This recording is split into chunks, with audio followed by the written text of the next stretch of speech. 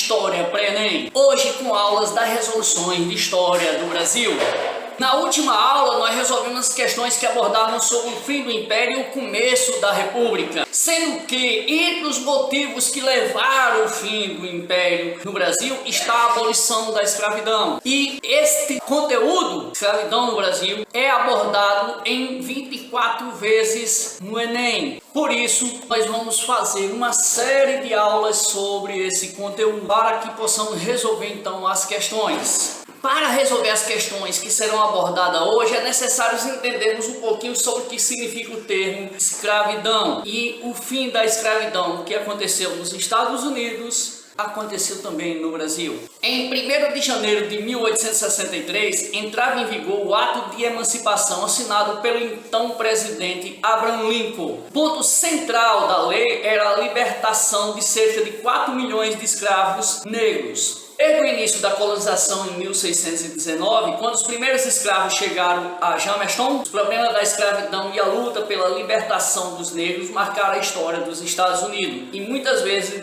dividiram a nação. Esse ato feito por Abraham Lincoln vai acontecer durante a Guerra da Secessão, que vai ser entre 1861 e 1863. E 8 milhões de brancos e 4 milhões de negros, cerca deles só 500 mil eram livre. A estrutura agrária servia de argumento para se afirmar a necessidade da escravidão na região. A discriminação racial era justificada pela crença da suposta desigualdade entre os seres humanos. Os Estados Unidos vincularam o ato de emancipação 1º de janeiro de 1863 com uma reestruturação do sistema social no sul do país. Os negros passaram a ser recrutados pelo exército nortista para a proclamação de Lincoln. Não significou uma abolição institucionalizada da escravatura. Os 4 milhões de negros ainda tiveram de esperar até dezembro de 1865, quando o Congresso proibiu oficialmente a escravidão nos Estados Unidos, através da 13ª emenda constitucional. Lembrando que os Estados Unidos, país capitalista, vai surgir justamente como um promissor por causa da escravidão. E o que é que tem a ver escravidão com o capitalismo? Simples. O capitalismo não é um produto da liberdade, mas da escravidão. A acumulação primitiva do capital da indústria foi feita com o tráfico de africanos e a apropriação do trabalho destes. O que até hoje ainda não é corretamente entendido é que a escravidão era a base do sistema econômico vigente no mundo antigo, como na Grécia e em Roma. Todo o sistema escravocrata se baseava praticamente em um só objetivo: obter excedentes. É claro que os defensores da escravidão sempre recorriam a justificativas criativas para defender o sistema escravocrata, mas no final tudo se resumia a obter excedentes. Pode-se dizer, portanto, que a escravidão era uma espécie de poupança coercitivamente impingida. Os indivíduos rudimentar e despreparado irá, caso abandonado pela própria sorte, gastar praticamente tudo que ele ganha. Se ele conseguir auferir algum excedente, ele provavelmente irá gastar este excedente em luxos, prazeres, imoralidade ou em coisas piores. Esse é o lema do capitalismo. Um escravo, por outro lado, jamais ofere rendimentos. Consequentemente, não tem como gastá-los. Todo o excedente produzido por um escravo é transferido para seu senhor. É exatamente esse tipo de arranjo gerador de excedentes que tornou Roma um império rico. E vai ser mesmo o excedente da escravidão negro africano vai tornar o excedente para se tornar um mundo então capitalista. Agora vamos resolver as questões. Na questão 22 de 2009, nós temos textos comparando a escravidão no Brasil e da antiguidade. O texto fala o seguinte: o fenômeno da escravidão, ou seja, da imposição do trabalho compulsório a um indivíduo ou a uma coletividade por parte de outro indivíduo ou coletividade, é algo muito antigo e, nesses termos, acompanhou a história da antiguidade até o século XIX. Todavia, percebe-se que tanto os status quanto o tratamento dos escravos variou muito da antiguidade greco-romana até o século XIX, em questões ligadas à divisão do trabalho. As variações mencionadas dizem respeito O enunciado vai demonstrar que nós temos uma questão muito ampla, visto que trata da escravidão tanto na antiguidade clássica, Roma e Grécia, como na contemporaneidade, do mercantilismo colonial ao capitalismo. E o enunciado pede a diferença entre esses dois períodos, ou seja, para os escravos no tocante à divisão do trabalho na antiguidade e na contemporaneidade. Qual é essa diferença existente? Ao ler as alternativas, eu fiquei na dúvida entre a letra B e letra E, mas ao lembrar que na antiguidade existia o escravo por dívida, que vai então descartar a letra E, pois a referida alternativa considera o escravo como uma raça inferior, e a raça dos endividados, e nós vamos ter as questões da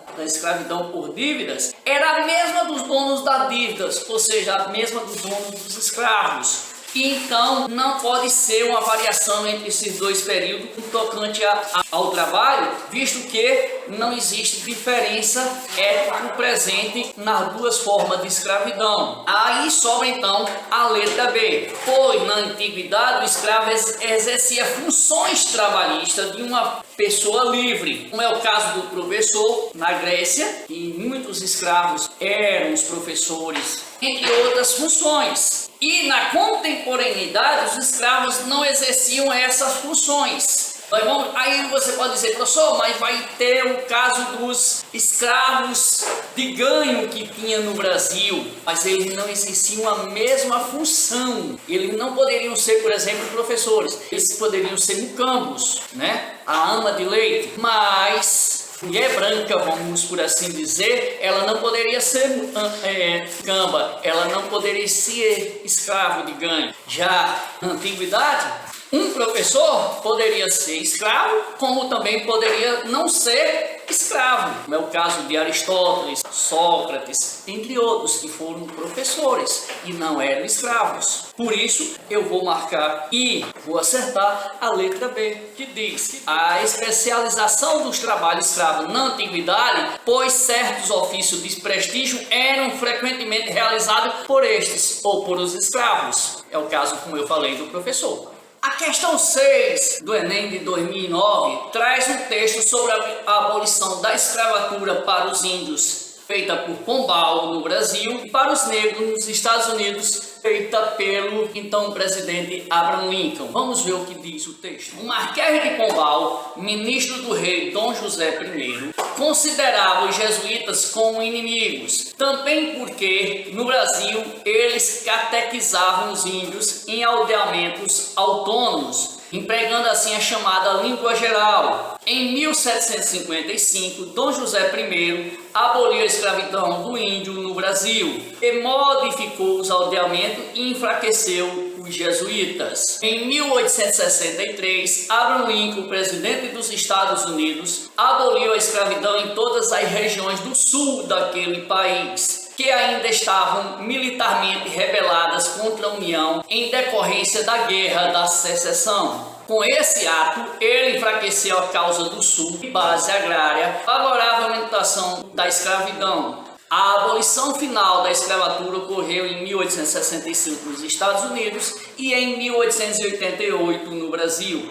O enunciado diz o seguinte: por dois casos de abolição de escravatura, observam-se motivações semelhantes, tais como tanto o rei português, através de seu ministro Pombal, quanto o presidente norte-americano só vão fazer a extinção da escravatura ou a extinção da escravidão em partes, né? Porque nos Estados Unidos faz em 1963 e só vai ser reconhecido oficialmente em 1965, pós-guerra da recessão. E Dom José vai fazer a abolição da escravidão dos índios, não dos negros africanos. Isso só vai acontecer com então imperador Dom Pedro II no comando do Brasil. Eles vão ser semelhantes, elas têm uma semelhança. Por quê? Isso acontece porque é uma maneira de expulsar ou combater o inimigo. Pombal e Dom José I vai combater então os milicianos da época, como acontece hoje no Rio de Janeiro, ou seja, os jesuítas, que era uma ordem contrária à ordem real. Eles tinham, vamos botar assim, sua própria lei. E nos Estados Unidos, a região sul era contrária à região norte e não queria a união desses estados em um único país. Abraham Lincoln, nortista, então ele vai enfraquecer com esse ato os estados do sul, por consequência, vai fazer com que eles percam a guerra da secessão. Já Pombal vai enfraquecer então os jesuítas com esse ato de abolição da escravatura, fazendo com que eles sejam expulsos do Brasil. Ou seja, o enunciado pede qual era a motivações semelhantes. Com isso daí, nós vamos ter como resposta a letra A, que diz: razões estratégicas de chefe de estados interessados em prejudicar adversários para afirmar sua atuação política. No Brasil, os adversários eram os jesuítas, nos Estados Unidos, os estados do sul. Não é nem de 2011, eu tenho uma questão aqui, enumerada com o número 123, que traz dois textos sobre o capitalismo e a escravidão. Vamos ao texto.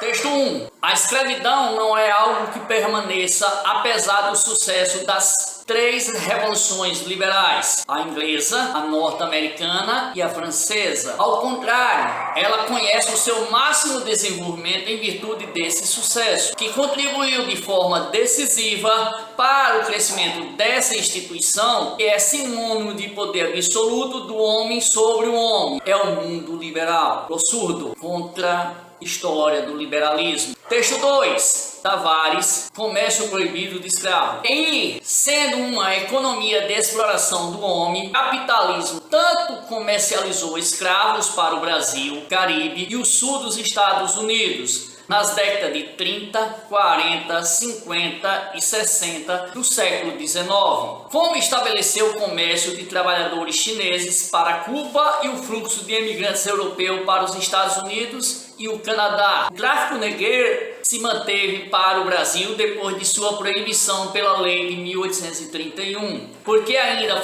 ofereceu respostas ao capitalismo. O enunciado diz o seguinte: ambos os textos apontam para uma relação entre escravidão e capitalismo no século XIX. Que relação é essa? Os dois textos falam de uma relação existente entre a escravidão e o capitalismo. A escravidão, no caso dos africanos, para a América. E o questionamento é sobre essa relação existente entre a escravidão e o seu fim com o capitalismo. Como eu disse no início da aula, capitalismo vai ser obra da escravidão. Como é que eu sei que esses dois textos falam disso? Justamente porque aqui no texto 1 fala sobre a escravidão e as três revoluções liberais. A Revolução Inglesa, que é a Revolução Industrial, que vai dar início ao capitalismo. A Revolução Norte-Americana, que vai tornar o país, então, independente e, por consequência,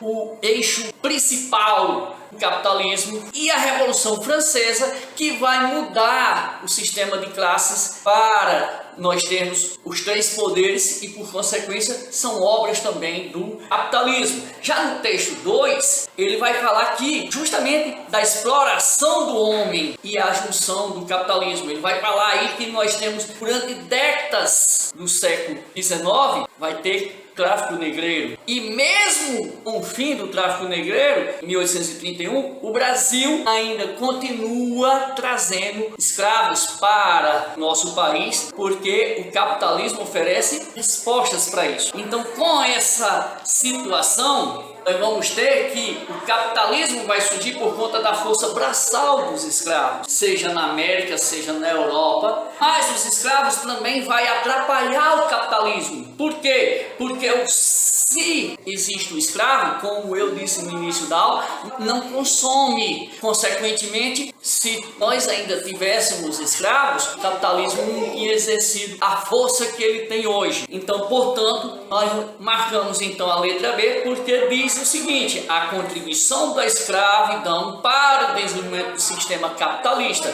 Essa é a relação entre esses dois sistemas, a escravidão e o capitalismo. Bem, galera, chegamos ao fim de mais uma aula de História do Brasil, resolvendo as questões sobre a escravidão no Brasil. Na próxima aula vamos ter a segunda parte com resoluções de mais questões sobre a escravidão no Brasil. Agora eu vou necessitar que dê o seu joinha, aperte aí o like para contribuir com o nosso canal, divulgue também esse canal, tenham bons estudos e que no Enem deste ano vocês consigam gabaritar as questões de humanas, principalmente da área de história. Agora fiquem com Deus e até a próxima aula.